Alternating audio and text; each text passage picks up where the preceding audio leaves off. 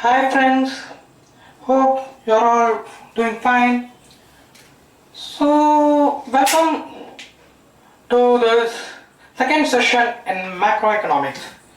This is a very important session. Do you know why? Because here we are going to enter the main ocean of macroeconomics. In this session, we will be dealing with national income aggregates.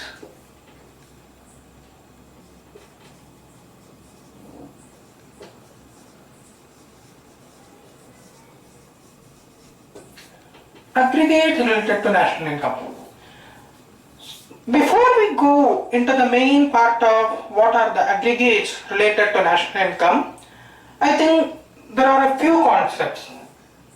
First, we want to know what is stock versus flow. You know this, stock and flow. What is stock and what is flow? Both are basically economic variables, no doubt, but there is a fundamental difference between their measurement, how they are measured. Stock variables are those which are measured at a point of time. We do not consider the time dimension. Okay, whether the particular variable has been accumulated over a year, over 10 years, or over a century or a millennium, we don't care at all.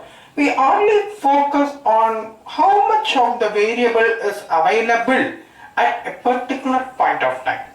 However, flow variables are those variables which are measured during a period of time. How much of it has been accumulated in a given year or a given period. So stocks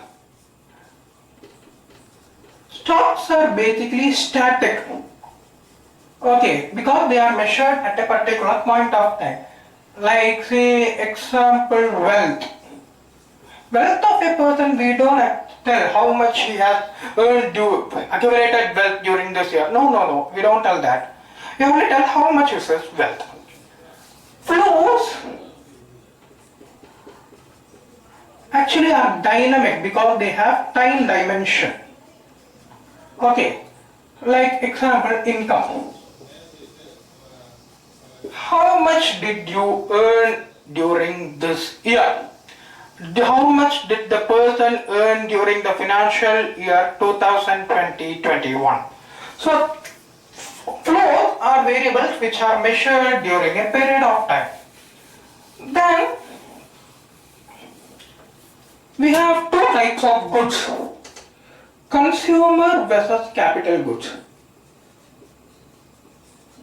Versus capital goods.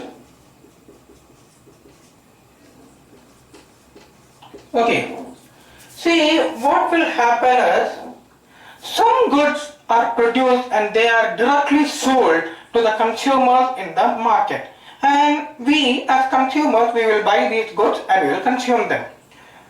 But there are a few other goods as well. They are used in order to be able to produce consumer goods. We use them in order to produce other consumer goods.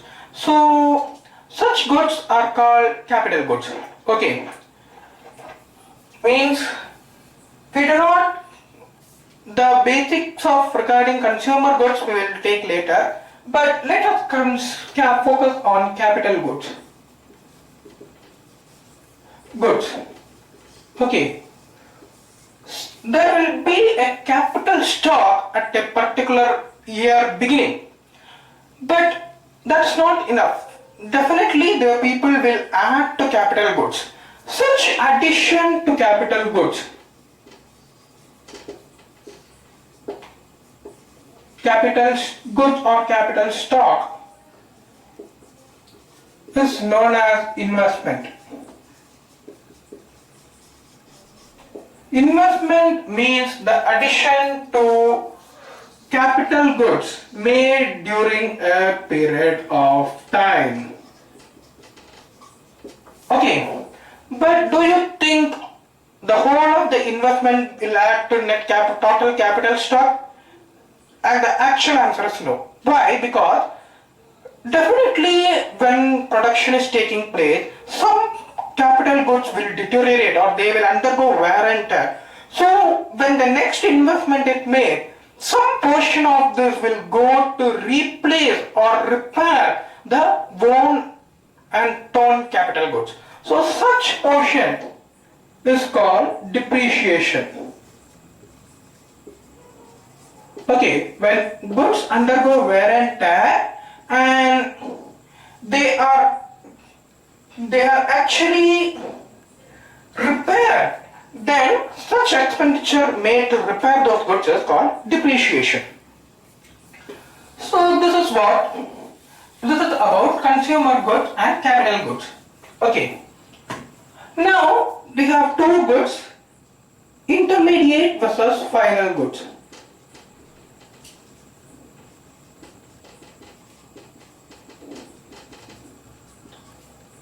Final goods. See, an agricultural farmer will be producing some agricultural produce. Some of this will be sold directly to the consumer. However, some other they will be used by some other industry in order to for further production. So such goods used for further production are called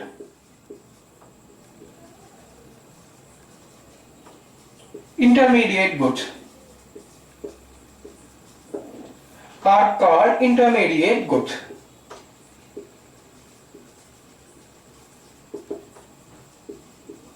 Okay. Where consumers directly use the goods, directly consumed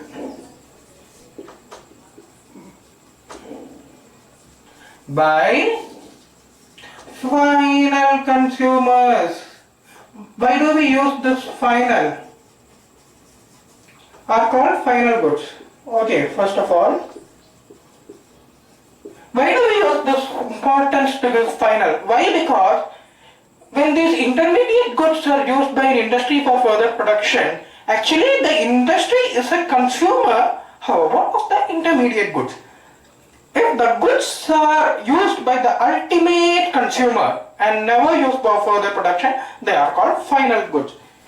Why we need this concept is because we only include production of final goods in national income. Okay.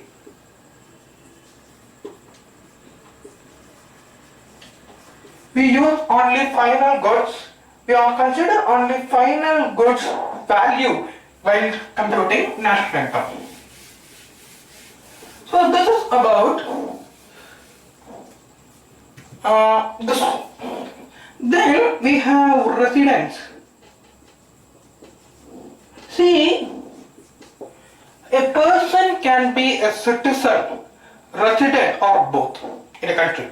If you are born in the country India, generally you will be a citizen of India.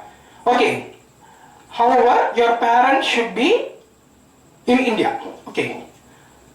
However, if you go foreign, if you go to the United States in order to work and you earn there and you live there, then you will not be a resident in India. You will be a resident in United States. Okay. The concept of residence is basically dealing with the center of economic interest of any person.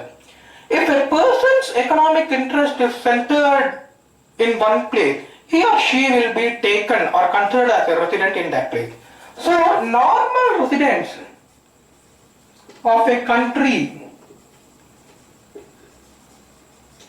is one whose center of economic interest, the person is living and earning in the country, lies in that country. If the center of economic interest lies in that country, the person will be considered as a resident of the country, normal resident.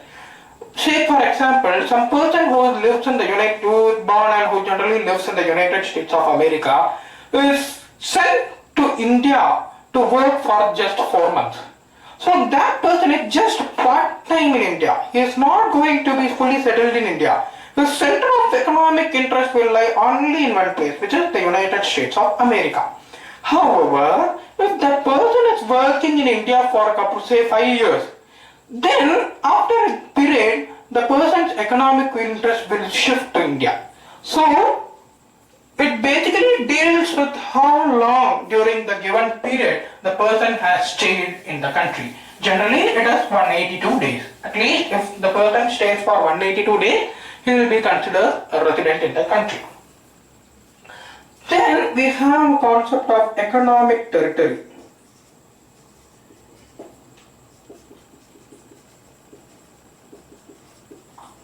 What is economic territory? It is basically the territory or boundary which is administered by the government of any country. It means, let's say for India, the Indian government administers whole of India plus the islands and the sea water over which the country has exclusive rights. Okay, so it includes one, political boundary. Then it includes water, airspace over which the country has exclusive usage. Okay, with exclusive right. Generally, it equals to water means 12 nautical miles from the territory of the country will be treated as exclusive for the country. Waters up to 12 nautical miles from the territory, mainland territory of the country will be treated as exclusive. Then we also have ships and aircrafts operated by normal residents of the country. These will be operating between different countries. However, if they are operated by the normal residents of a country, they will be categorized under the economic territory of the country. Then we come to the concept of fishing vessels and other such things. Vessels, basically it is called fishing vessels, and some other thing and similar things also will come, some other things also, but basically we are considered with fishing vessel. If they operate in the area where the country has exclusive right, they will be considered in the economic territory. Then embassies and consulates.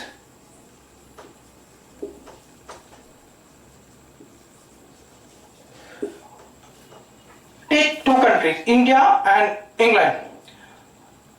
India's embassy will be there in England as also. England's embassy will also be there in India. However, in the economic territory of India, we will consider the embassy of India which is situated in England. However, the economic territory of India will not include the embassy of England which is situated in India. Okay, the country's embassy wherever situated will be considered as part of its economic territory. Now, we will talk about few economic aggregates. Okay. Now, before which we will go for NFIA. It is called net factor income from abroad.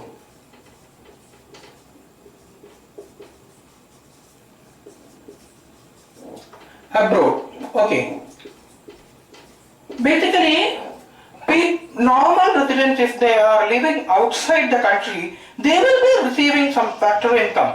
Okay. Such factor income should be included in the national income of the country. Okay. However, normal residents of a foreign country who are living in the domestic territory, they will be receiving some factor income which should not be included in the factor income of the given country.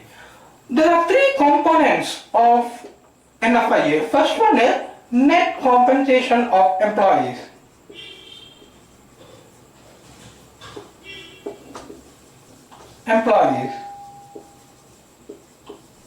What is this? salary come wages, right? Or any other things. If whatever compensation is received by the normal residents from outside minus whatever compensation is paid to normal residents of a foreign country living in the domestic country will be considered here. But that's why it is called net. Then net compensation of employees, net income from property entrepreneurship.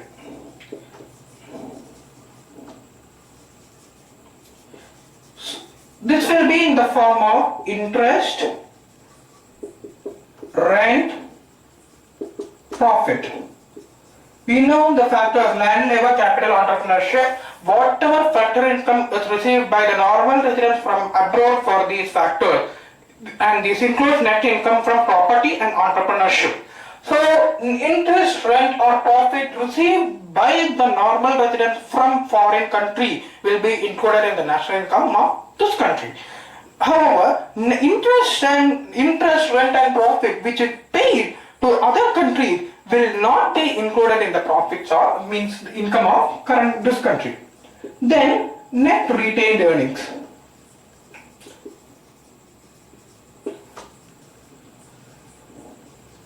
Okay, these include net retained earnings of resident enterprises. They are retaining some money and therefore net retained earnings of resident enterprises operating abroad minus net retained earnings of foreign resident countries, foreign resident companies operating in the domestic territory will be included here. Now, basically there are 8 aggregates which we will consider here. Aggregates.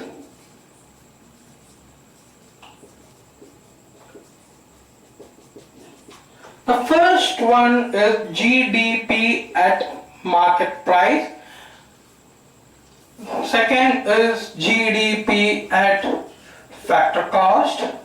The third one is GNP at market price, GNP at factor cost.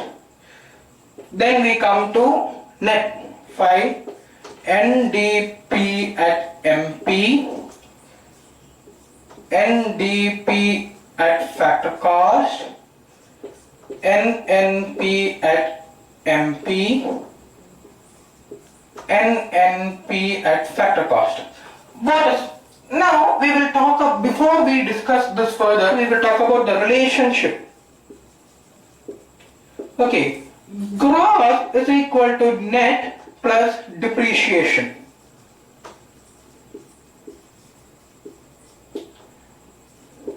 Gross. Then national is equal to domestic plus NFIA. Then MP is equal to FC factor cost plus NIT or net indirect taxes, which is indirect taxes minus subsidy. Okay, any gross concept will be its relative net concept plus depreciation. I have told you in investment, gross investment will be equal to net investment plus depreciation. National concept will be equal to its corresponding domestic concept plus net factor income from abroad. Market price concept will be equal to relative factor cost concept plus net indirect taxes. So these are basically these 3 formulas will be useful for you. Anything relationship we want to measure, we will use these formulas. These are very important, okay? What is GDP MP? It is the market value of final goods and services produced in the domestic territory of a country, and it does not include net factor income from abroad because it is domestic. However, it includes gross, means depreciation and net indirect taxes. GDP FC is the market value factor cost. It does not include net indirect taxes. It is the market value of final goods and services produced in the domestic territory of it. Then this is GDP plus NFIA. GDP MP plus NFIA will give GNP MP. GPFC will be GDPFC plus NFIA. It is the market value or it is the money value of final goods and services produced in the domestic territory plus net factor income from abroad. NDPFC, it is the market value of final goods and services produced in the country net of depreciation. It is the market value, not money value. This is the money value of final goods and services produced in the domestic territory net of depreciation. NNPMP will be net. It is the market value of final goods and services produced in the domestic territory net of depreciation plus net factor income from abroad. Net of depreciation plus net factor income from abroad. Net of depreciation and net factor income from abroad. Then we get MNPFC. It is the money value of all final goods and services produced in the domestic territory net of depreciation and including net factor income from abroad. What is this? It is the money value of all goods and services produced by the normal residents of a country net of depreciation. This is called national income. And this aggregate, NDPFC, is called domestic income. Okay, this is all we have with reference to this session. First we discussed stock versus flow, then consumer goods versus capital goods. Investment can be gross as well as net. A net gross is net plus depreciation. Then we spoke about intermediate and final goods. Goods which are used for further production are intermediate. Goods which are consumed directly by the final consumers are called final goods. Then we discussed about resident of a country and normal resident of a country and non-resident of a country. Person whose economic interest resides in this country is called a normal resident of this country. Then we could talk about economic territory and its components. Then we came about the net factor income from abroad and its three main components. Then we spoke about aggregates. There are 8 aggregates, and we spoke about the general broad parameter relationship which will enable us to complete the relationship between any of these aggregates. So this will be the end of this second session in macroeconomics. Next session we will go a bit more deeper into the study of national income. So till then, bye bye. I hope you found it useful.